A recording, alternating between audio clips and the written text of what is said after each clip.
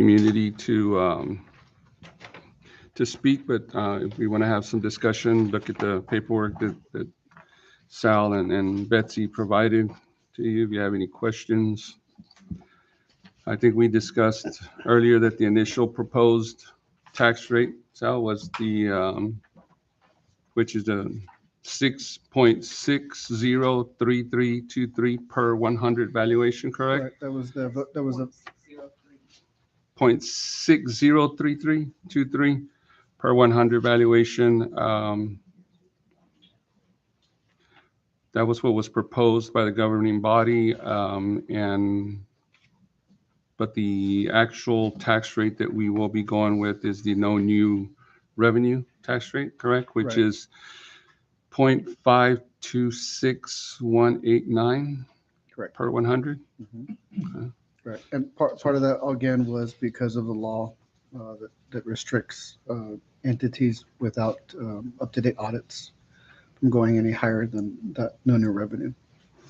And Sal, could you briefly just, is your mic up? Just explain exactly what the no new tax revenue rate does for.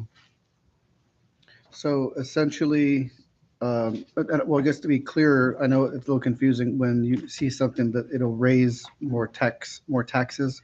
What that means is that it's going to raise more tax revenue, meaning there's just more people in town paying taxes. Essentially, you're actually lowering taxes because we were at 0.53 and some change.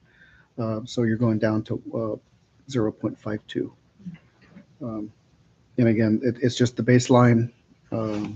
That's we use a software called Truth Taxation. Pop in all their information there, and it actually spits out these amounts. Of course, it's verified by the tax assessor collector as well.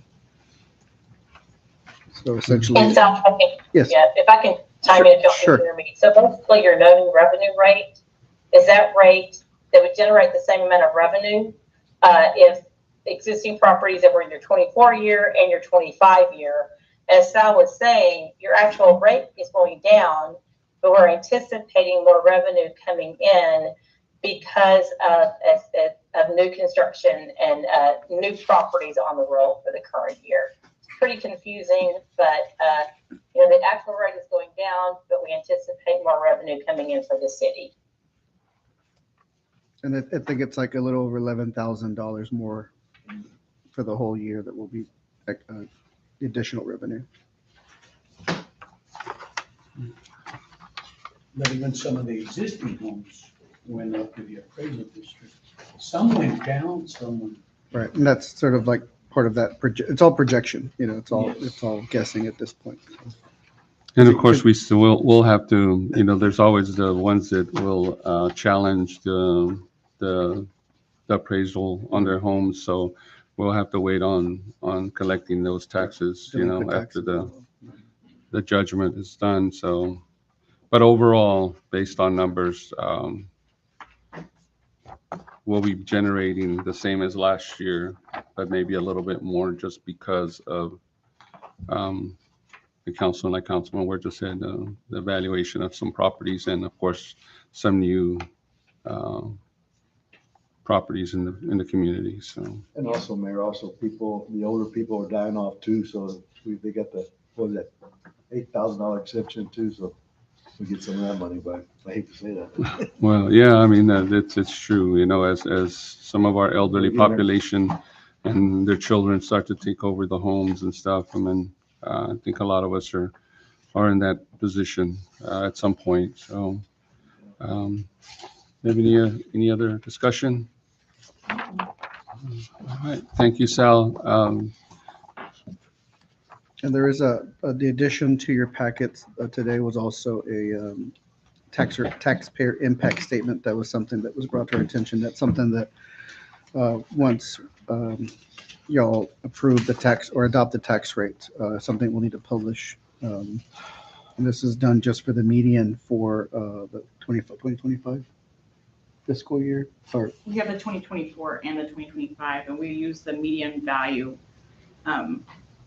for the 2025 for the homestead properties, and we use that same value for 2024. And we compared that, the median value on homestead property was $168,593. And at those tax rates, the estimated property tax bill would be, at the no new revenue rate, $887.12. Whereas using that same value last year, it'd have been $897.93. So your property taxes would be going down $10.80. That was the value of your home. Betsy, you learned a lot, right? On the tax. Need a tax lawyer, She could leverage that. Stupidest. more than she wants to know. I know more All right, than well, that. if there's no more discussion, we'll go ahead and close the public hearing.